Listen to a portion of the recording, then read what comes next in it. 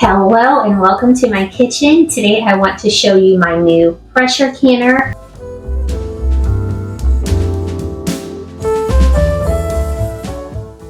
I mentioned a few videos ago that I'm getting back into canning, but instead of it being a hobby, it's going to be taken seriously this time. So I had to go out recently and repurchase items that I got rid of when I was canning around the first time, and I stopped. I bought, I gave away some things from when I stopped canning, but I never did have this piece of equipment on hand. I was water bath canning. I did recently purchase another stock pot so that I can do some more of that, but this is my first time owning a pressure canner, and this one is special. It has a 12-quart capacity and it is digital, so let's take a look.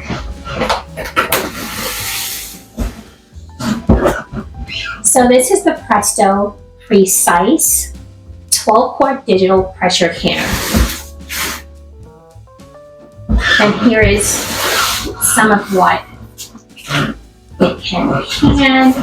Oh, can you see that? This box is heavy. All right. So I think I'm going to enjoy pressure canning with this one because it's digital, and it also has a lot of instructions in here. I think it might even include some recipes, but it says that they have reliable, research-based recipes. So let's go ahead and open it and see what we have. Oh, before we do that, the pressure canning method, it says here it's good for vegetables, tomatoes, meat, poultry, fish, seafood, and spaghetti sauce or pasta sauce. And so the regular boiling water canning method is used for fruits, tomatoes, it says tomatoes again here, jams, jellies, pickles, and salsa. And you know whether you're going to be water bath canning or pressure canning based on the acidity of the item that you are hoping to preserve. Getting the tape off the box. It would be if I were to go out to the garage and get a box cutter, but I'm resisting the need to do that because I'm stubborn.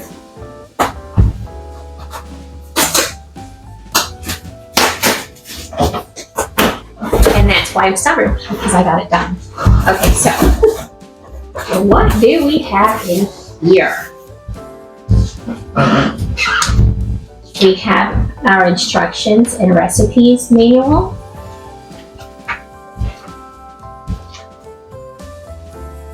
All right. This is a warning that includes some important information. I'll read that off camera. Here we have a quick start guide to the pressure canning method on this side. And on the other side, we have a quick start guide for the boiling water canning method.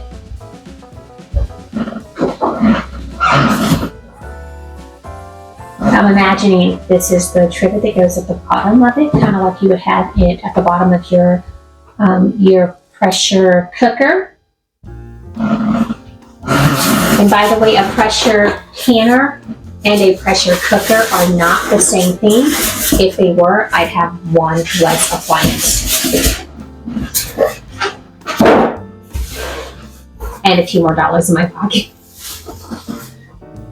Okay, so I don't think I'm going to be able to lift this out of the box while it's up this high because it's quite heavy. So I'm going to put it onto the floor and then try to take it out of the box. That way.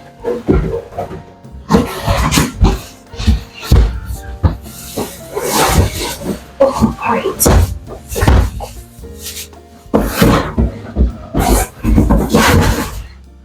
I'm too short for the other way, so I have to put it down near my level. All right, so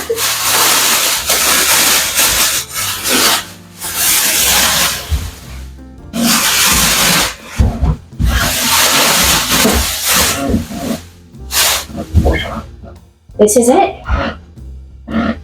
This is it. This behemoth is really heavy.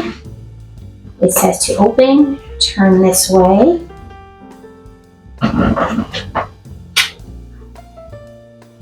Goodness. Looks like the arrow's pointing that way. It is pointing that way. So why am I not able to get it to move where I need it to be? User error, I'm sure. Good Lord. Okay, I figured out that you don't just push, you have to push, you don't just push forward, you have to push down and then push down and turn.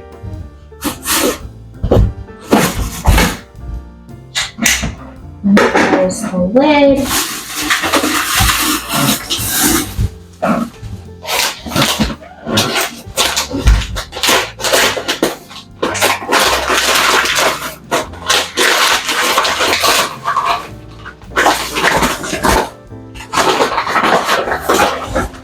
Couple pieces in here.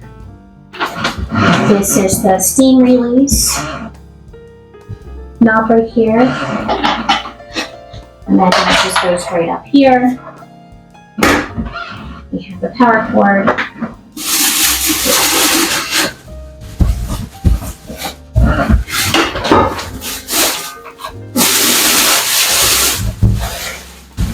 And then we have the liner.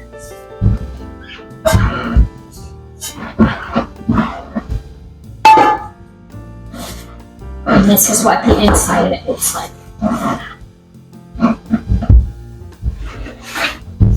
So if you have a pressure cooker, same concept. You have the base, you have the liner, of course you have a power cord, and you have the lid.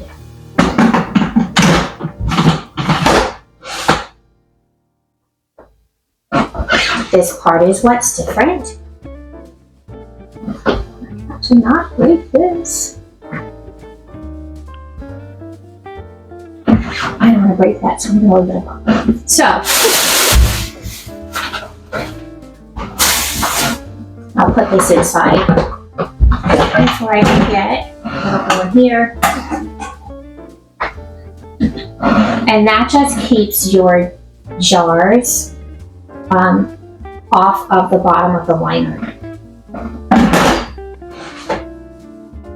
So that's that. So now that I have this pressure canner, what am I hoping to do with this? Well, I am hoping to grow my own food, my own vegetables and fruit out in the backyard in my suburban homestead, my up-and-coming food forest. And I hope to preserve those things by canning them. So I will water bath can the fruit, and I will pressure can the fruit and the salsa, because you can water bath can salsa, but I will be pressure canning the vegetables. I don't know how my garden's going to turn out this year. It's a big endeavor that I've undertaken. I have planted a lot of different things, and I understand that some of them will be okay and some of them won't be okay, and that's fine. But I will also be pressure canning some items that I purchased from the grocery store, to some produce that I want to preserve for long-term use. I'm going to just use this to do that. And I'm going to start with a little test of probably some green beans that I purchased at the grocery store. That might be the first thing that I attempt to pressure can. I have water bath canned before using a stock pot, but I have never used a pressure cooker, pressure canner. Remember, that's not the same as a pressure cooker, but I have never used a pressure canner to do anything, and certainly not a digital one. I just have, I remember I have visions of those pressure canners that used to scare people when the pressure cookers came out. When, like, say, the Instant Pot brand came out with their pressure cooker, I just remember there being people who, and I was one of those people, I was like, I don't know if I want to use that thing, because I just remember the big metal ones that seemed to scare people. And you had a good reason to be scared if you didn't know how to use it properly. So I just stayed away from that. And when the pressure the electric pressure cookers came out, I was so excited because I could finally get in on that. I had 2 crock pots. You remember crock pots? So I should say slow cookers. No one really talks about those as much anymore. There were blogs full of slow cooker recipes and goodness, but I don't recall. I do recall that when the pressure cookers came out, like the new age ones, they were all the rage, and the slow cooker kind of went away. I do love the pressure cooker in that, like, some of my favorite things to cook take a fraction of the time. Remember, with a slow cooker, it was 4 to 8 hours to get everything ready or to make what you were trying to make. But with a pressure cooker, who don't always plan ahead, even if I have my meal plan on my fridge, sometimes I deviate from that, or I forget to take the meat out of the fridge the day before or something, so I end up having to rely on the pressure cooker to speed along that process for me. But when that came out, I was so excited to use it. Now this right here is a pressure canner that kind of gave me flashbacks to the old pressure cookers. Apparently I don't have to be afraid. This will be about as easy to use as my Instant Pot. Sorry, that's the brand that I have. But let's see, it's not plugged in, but there are a couple of buttons here and there's a knob. And I imagine that everything else that I need to see, once I plug this thing in, everything else that I need to see would be right here on this display. With that said, I hope to be sharing some pressure canned food items with you soon. If nothing else, I will have some peaches coming up sometime in June, because that's when I pick up my 2 cases of peaches from the peach truck. But again, I hope to have something for you before June, because that's still a couple months away. With that said, stay blessed.